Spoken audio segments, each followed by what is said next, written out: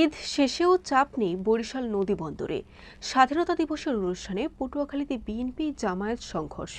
বরিশালে ১.৫ বছর পরও সংস্কার হয়নি বধ্যভূমি। লঞ্চ ট্রলার সংঘর্ষে নিহত ২, আওলাদ ৭ লঞ্চের রুট পারমিট স্থগিত।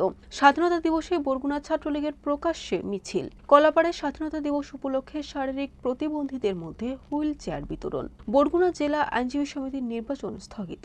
আবারও বাজারে ছাড়া হচ্ছে বঙ্গবন্ধুর ছবিযুক্ত নোট। আসসালামু আলাইকুম। বরিশাল.নিউজ থেকে রাত ৯টার শীর্ষ সংবাদে আমি ফারহানা করিম তুলি। এতক্ষণ শুনলেন সংবাদ শিরোনাম, এখন বিস্তারিত। ঈদ শেষ হয়েছে ৫ দিন হলো, অথচ বরিশাল নদীবন্দরে এখনও বাড়েনি কর্মস্থলমুখী যাত্রীদের চাপ, বরং দিন দিন কমছে। এ কারণে কমানো হচ্ছে লঞ্চের সংখ্যাও। লঞ্চ মালিকদের দাবি, তুলনামূলক যাত্রী পাচ্ছে না তারা।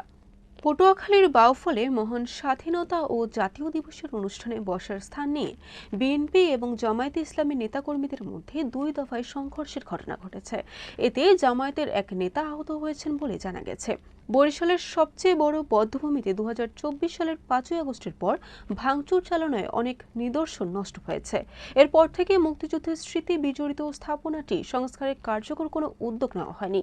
দীর্ঘদিন ধরে অযত্ন অবহেলায় পড়ে আছে ঐতিহাসিক এই স্থান।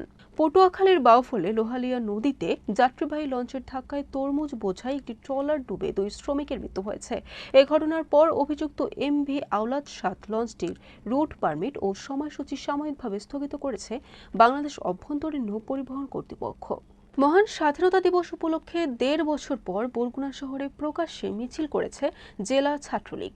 বৃহস্পতিবার সকালে শহরের জেলা আওয়ামী লীগের কার্যালয়ের সামনে থেকে মিছিলটি বের হয়। মিছিল নিয়ে শহরের কয়েকটি সড়ক ঘুরে রাসেল স্কয়ার এলাকায় গিয়ে শেষ হয়। পটুয়াখালীর কলাপাড়ায় শারীরিক প্রতিবন্ধীদের মধ্যে হুইল চেয়ার বিতরণ করা হয়েছে। সমাজসেবা অধিদপ্তরের আয়োজনে ও জাতীয় প্রতিবন্ধী উন্নয়ন ফাউন্ডেশনের সহযোগিতায় বৃহস্পতিবার দুপুরে কলাপাড়া প্রেস ক্লাব মিলনায়তনে হুইল চেয়ার বিতরণ করা হয়। বরগুনা জেলা আইনজীবী সমিতির নির্বাচনকে কেন্দ্র করে প্রধান নির্বাচন কমিশনার ও নির্বাচন কমিশনারদের ডাকযোগে পাঠানো চিঠির মাধ্যমে কাফনের কাপড় ও হত্যার হুমকি প্রদান করা হয়েছে। এ কারণে জেলা আইনজীবী সমিতির নির্বাচন সাময়িকভাবে স্থগিত করা হয়েছে। শেখ মুজিবুর রহমানের ছবিযুক্ত টাকার নোট জব্দ করে নতুন নোট আনে ইউনূস সরকার। এতে সরকারের বিপুল অর্থ অপচয় হবে এমন সমালোচনা থাকলেও পুরনো নোট বাজারে না ছাড়ার সিদ্ধান্তে অনড় থাকে অন্তর্বর্তী সরকার।